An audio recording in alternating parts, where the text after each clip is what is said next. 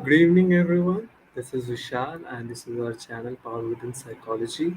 And we are back again with another session related to psychology in psychology careers. And to get our answers related to a lot of questions that we have been asking, as you know, today's session we have with TANVI Jajoria, and we will be talking about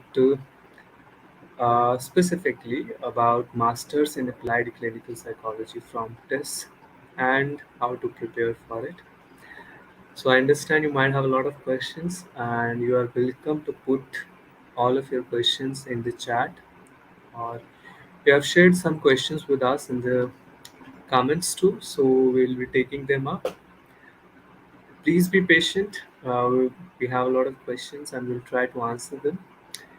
And your individual questions in the chat we will be taking gradually as we move ahead with the session. So, with that, I would like to introduce our resource person for today. Her name is Tanvi Jajoria. She has done her graduation in psychology from Keshav Mahavidyalaya, University of Delhi. Then she did her master's in applied psychology, specializing in clinical psychology from Tata Institute of Social Sciences. She during her education she has been the president of Psychology Society and placement head at TISS Placement Cell, and she has been the director at Rotaract Club also. So a lot of extracurricular activities, and she has work experience working as a mental health counselor, counseling intern, support group facilitator, and a lot of other work experiences also.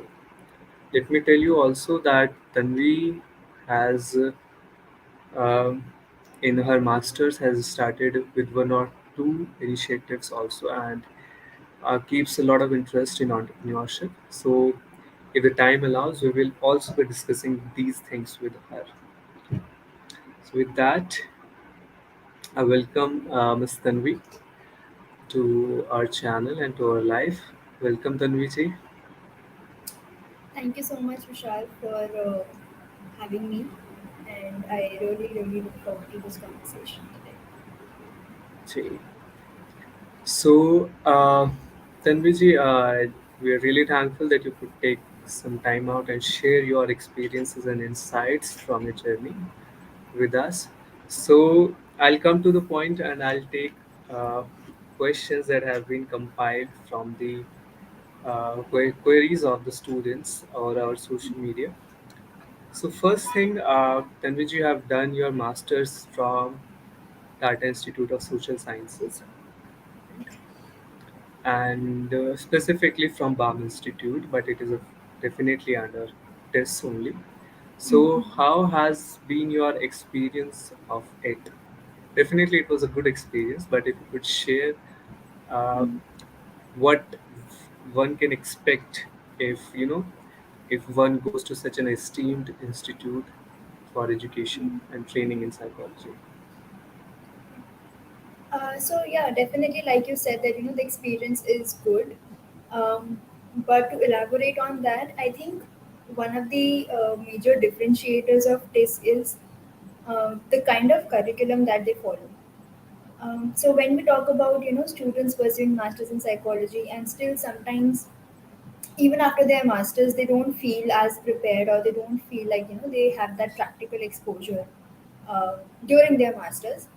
The kind of curriculum that this has been following, it gives a lot of significance, a lot of importance to this practical exposure as well, which was like a highlight for me and for a lot of my batchmates as well. So it's not just about the theoretical learning, it's not just about learning what is already there out there in the field. It's also about gaining a lot of exposure, a lot of experience along with what you're studying. And I feel when you are studying something and you also get to apply that learning simultaneously, that just boosts the kind of learning you're taking back every day. So the kind of curriculum, the kind of structure that this follows, it's something which I feel is a very significant differentiator, and That makes it called as a as an esteemed university in that sense. So Tanviji, this practical exposure, is it inside the curriculum and from the teachers also, or there are any other things like internship or any kind of field projects that the curriculum makes us do or helps us do? Okay. So what happens is that every week, at least 2 days, we were given. We used to allot that those 2 days to field work, which is basically internship. So internship, or let's call it field work, is a part of our curriculum that is evaluated. And it's not just like that. Okay, you just go for internship and you come back, and these are two separate things. No, like you said, internally the professors also provide you supervision with respect to whatever you're doing in your internship. So it's a two-way learning. You are learning in your classrooms. In classrooms also, since mine was an applied course, in classrooms also the way they teach, they are more activity based. They are more, it's not just theoretical learning, going on. It's more application based learning. And along with that, it is paired with field work, which happens every week. So three days you are studying, 2 days you are going to apply that knowledge in a particular setting of your choice, and there also you are getting supervised under a supervisor in that particular organization where you're interning, and along with that from a professors as well. So that way it becomes a part. It's a very holistic way in which you are learning and then applying at the same time under supervision. Ji. So, Tanviji, you shared about the practical nature of the curriculum, and what I understand is that even in the classes, a lot of role plays or other kind of exercises or case studies, that kind of pedagogy is definitely there, and a rich learning environment can be expected. You have specialized in clinical psychology, and we would like to understand, are there any other specializations offered or not? And if there are any other specializations offered, how does it go about? Do they have separate classes or not? So earlier it was divided into clinical and counseling. So, like the name suggests, in clinical there were more papers added with respect to disorders and everything. But now they have actually clubbed it. So it's like counseling and clinical psychology. So the specialization is not there anymore because after masters you can anyway not practice as a clinical psychologist. So Yeah. to eliminate that confusion, they have clubbed the courses now. So if you go for an applied psychology course in TISS, you will get only one course, which just simplifies the process for students. Right, right. Also, whether it's BAM Institute or Tata Institute of Social Sciences in itself, Hmm. they are institutes which are social in nature or community focused, if I say. Yeah, yeah. So, does that impact or is that helpful for or inspiring for students in any way? Mm. Definitely. I think, especially in the culture that is there in India, when you are studying a subject like psychology, community understanding on a community level is very important. So this is something that I also realized when I got into the course, and when I know I got to uh, do these community work or do meet these people from different communities, marginalized communities. So I feel that when you are working in India, you are going to get opportunities to work with people who come from various different backgrounds, different communities. So this kind of exposure is provided in TISS, be it TISS Mumbai or BAM campus in Chennai, wherever. And is very important because mental health doesn't exist in isolation. It exists because of your society, because of your community as well. So getting that kind of exposure is very fruitful if you are getting that kind of an experience while you are doing your masters itself. Right.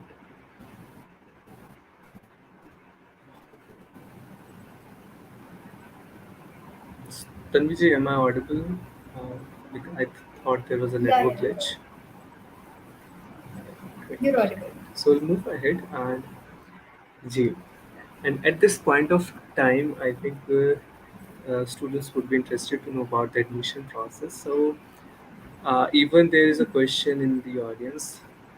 Saket wants to know about the eligibility requirements, and he is from non-psychology background. So we can start from what is the admission process, and if can non-psychology students can apply in TISS or not. Yeah. Ji. So first of all, yes, non-psychology students can apply. A lot of students from sociology background and various different backgrounds have been a part of the course. Um, so that's not a problem. But in the admission process, there are two things. One is the TISS net entrance exam, and the other is the personal interview. So even if Mhm. you're not from psychology background, the personal interview and the TISS net exam, specifically the interview part, it will have certain questions around your psychology concepts as well. So Right. for people who are coming from a non-psychology background, they might have to put in a little more effort because obviously it's competitive, and people who are coming from psychology backgrounds will have all that knowledge base, right? So probably it will be relatively easier for them to prepare for the interview specifically.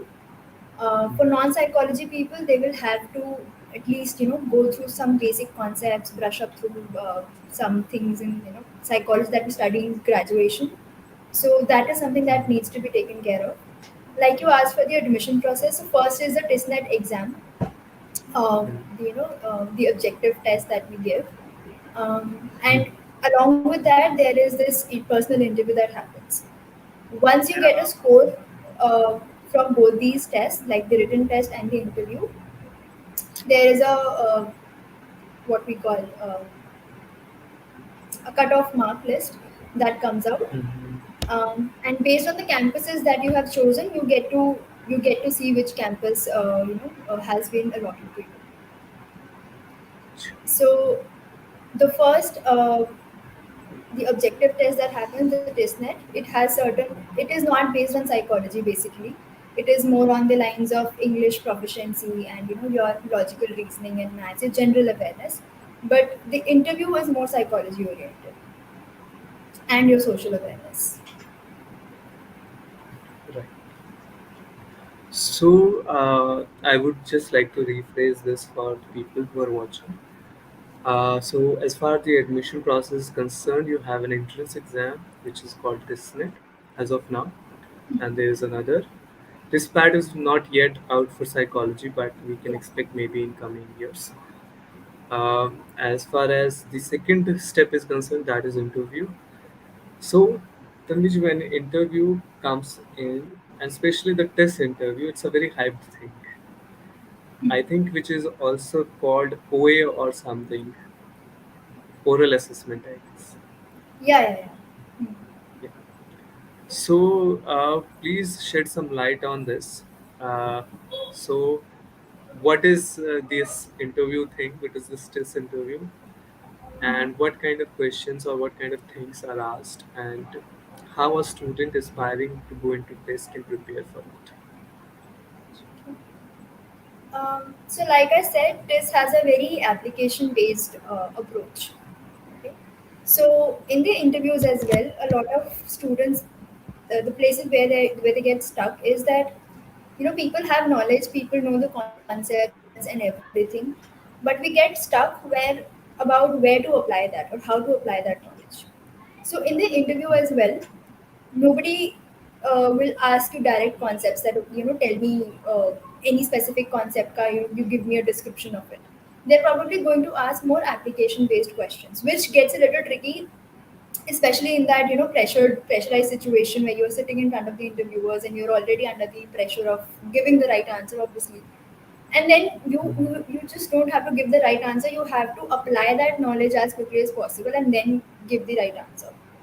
So, and that's why it's like hyped, because what we are used to is giving more theoretical questions and answers even in vivas that we give. But in test interviews, it's more application based. How do you apply that knowledge? And sometimes it's not just even about psychology, it's about just your social awareness. Like, how much aware are you about your surroundings, about the political happenings, around about the environment, anything. Just because, like you said, this is more socially accustomed institute. They work in that manner, so it is very important for them to not just you to have very clear concepts like the theoretical concepts, but also how much socially aware and responsible are you as a citizen. So the way you answer it does not have to be just like in a very bookish form. That is not going to help alone. It does need to have some application, it does need to have some sort of awareness, and what is it that you can do about it. If some issue is being discussed, what is it that you can do about it? So that is what it's more holistic in that sense. Ji. So, Tanvi, I don't know, but do you remember any questions from interview, which I mean, it can help us understand better? Okay, yeah, I do remember. So I remember this question that you know what will you do if you see that your two neighbors are fighting amongst each other? What will be your reaction to it? So that was a very tricky question because I was thinking, okay, what is it that they're wanting to listen? That what will I do in that situation? But in that situation, what I realized was that it just needs to be what I honestly feel I will do. Whether the interviewers feel it is right or not is secondary, but it's about how confidently you say what you're saying and how much do you believe in your own answers at that point. So it's not about right or wrong, it's about what you believe in. And other things were more around, I don't remember the exact questions, but at that time there were some political happenings that were going on there. So they asked if you're aware, and some very general awareness based questions about political parties and all that. So yeah, even if you are someone who is not very politically aligned or who is not very much interested in that area, you might want to just read something about it and then go into it. So you must be aware of the social happenings around you, around the Definitely. country, or Hmm. internationally too. Maybe Yeah, yeah. they might. Yeah. Hmm. If it is something which is, I mean, even if it is international, it will be impacting to some extent, yeah, your own country and your own society as well. So it's Hmm.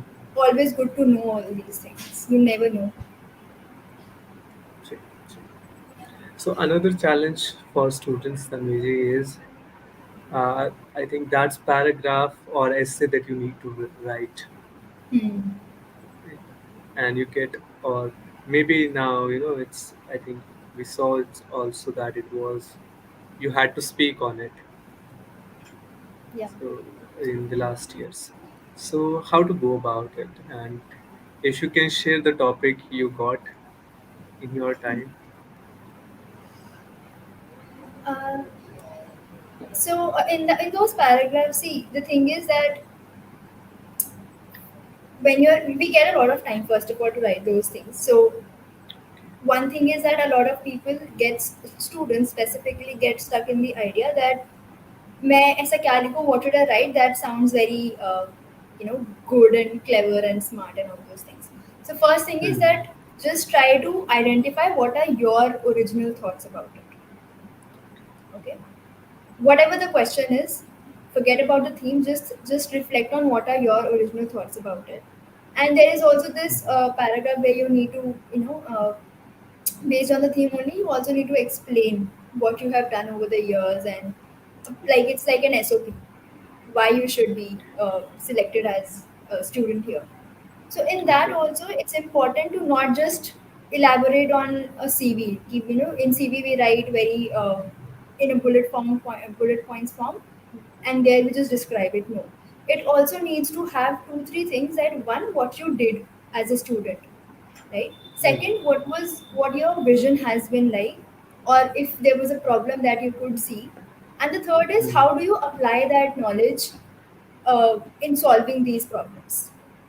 So it's not just about describing your work in length, writing 1,000 words about it. No, it's about how you bridge that gap between having that knowledge, identifying a problem, and then working on it. Mhm. So it has to go about that way, and most importantly, just understanding what my real thoughts are about it, and then how can I present it, because a lot of times our original thoughts get filtered, especially in such tests, because of this idea that if I hope this doesn't sound stupid, or I don't know if this is right or wrong. It's not about being right or wrong, because it's a very subjective thing. It cannot be right or wrong. It just needs to be presented in a manner that it actually conveys what your thoughts are and how you have been working and all those things in a very genuine manner, and that gets conveyed when you are genuine in that way. Yeah, totally, totally. Yeah. I mean, they have a sense of knowing when you are lying or not somehow, and it's also true when you are genuine. Your a natural part comes out, and it Right. somehow inclines with the faculty or the Right. panel that is sitting there. So, Tanviji, next thing is the entrance exams. For now, TISSNet is aptitude based, which includes a little bit mathematical part, little bit language related, and some general reasoning. So it might not be very difficult for us or the people who have passed it, but for a student who thinks of TISS, it sounds difficult to them. It sounds challenging for them. So what would you suggest to them? How should what's what's the structure of the exam, and how should they prepare for it, or what kind of books they can refer for this? Okay. Ji. Uh, so in these three sections, like the mathematical reasoning and logical reasoning, English proficiency, and general awareness. So general awareness used to have the most weightage. Um, I understand when we hear, a lot of people who are not very comfortable with maths specifically, they get a little, anxious about, okay, how will that one is going to be difficult. But it's just about practice. And even in, okay, just let's go by section. So first, let's come to maths and logical reasoning. It is something that can be developed with practice. So if you know that you are obviously going to give TISSNet exam in so and so months, I would suggest that you actually start practicing regularly based on your own pace, your own, how you gel with maths and logical reasoning in general, Ji. and try to pace up your practices as well.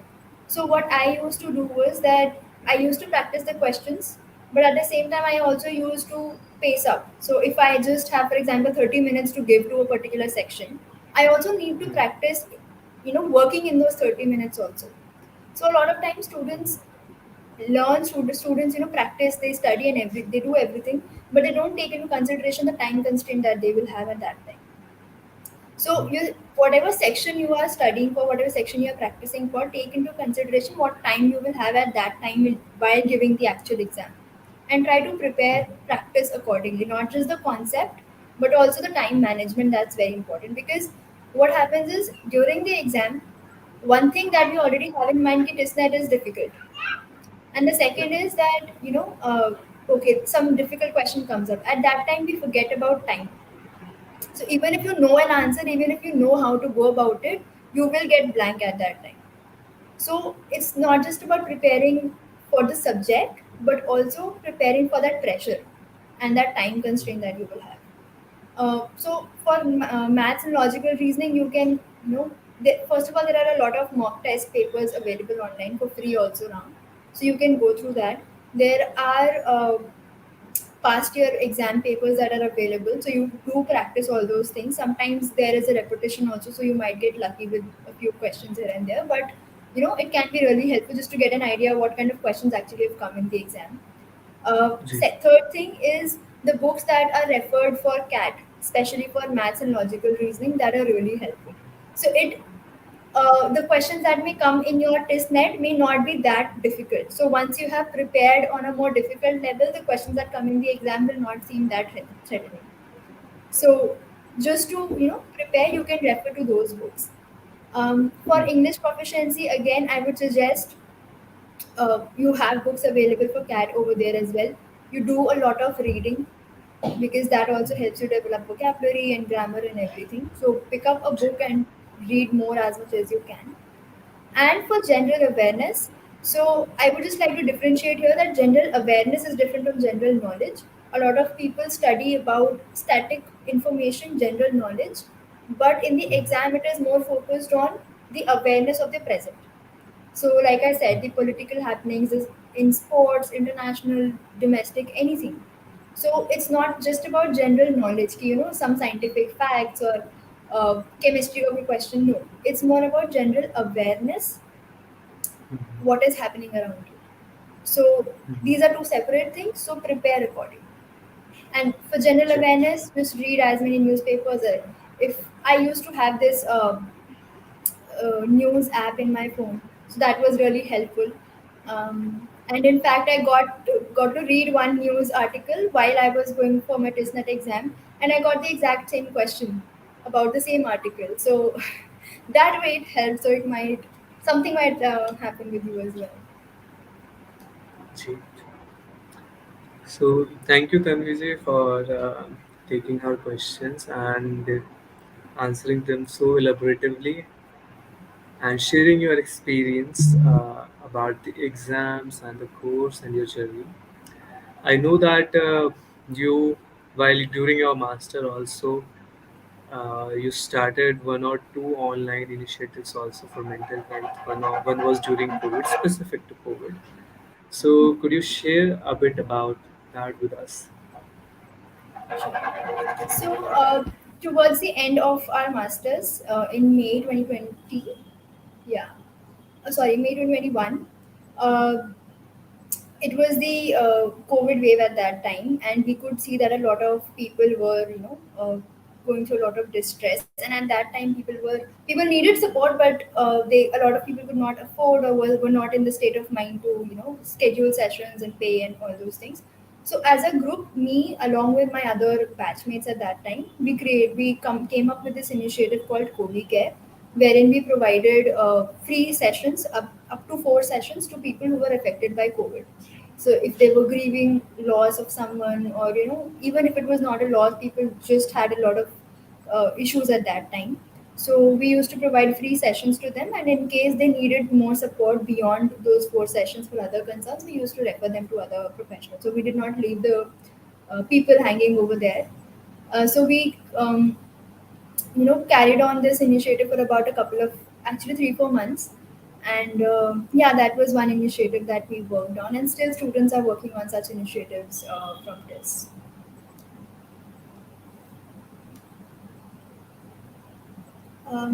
Vishal.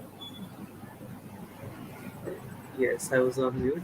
So I think these this is really good, Tanviji. I think our most of the questions are done, and we are really thankful to you for taking them up.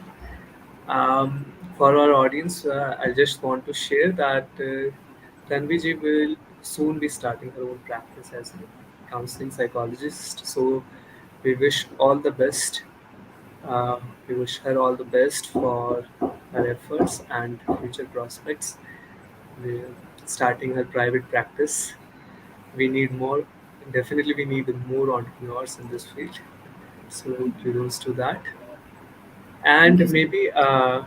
yes, maybe we would all love to hear from you in some time about your efforts and when you start practicing. And we would definitely love to hear from you uh, Sure. and learn from you. Yeah. Thank you so much. And I hope I was able to help people, students out there aspiring to for this. It's just that I would just like to say that it's not that scary as much it has been hyped. So don't go with the hype, don't go with the scare. Just prepare as much as you can, and yeah, it will be good for you.